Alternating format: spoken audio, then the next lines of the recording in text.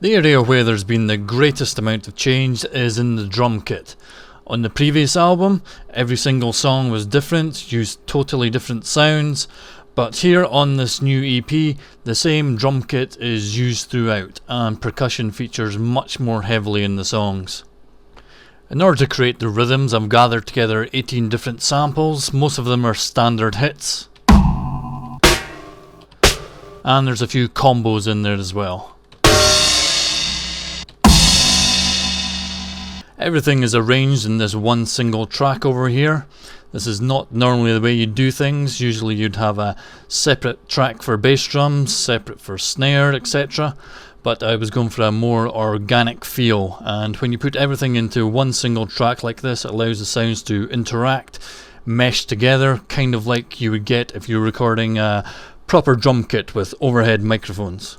And it's for the same reason that I've gathered together so many different drum samples. I have many different bass drums, snares, cymbals, etc. They all contribute and allow me to create a more natural sounding rhythm.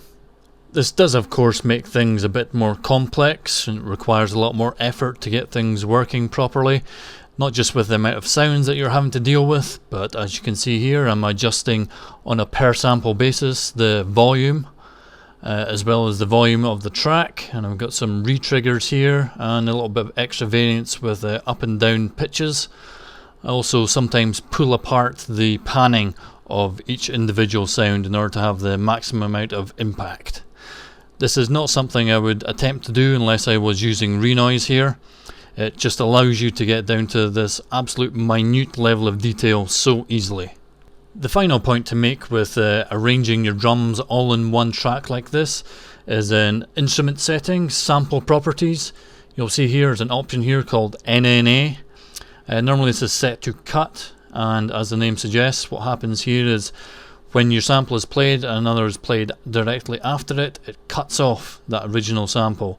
It can make the rhythm sound very stilted and choppy, which is not what we're after here.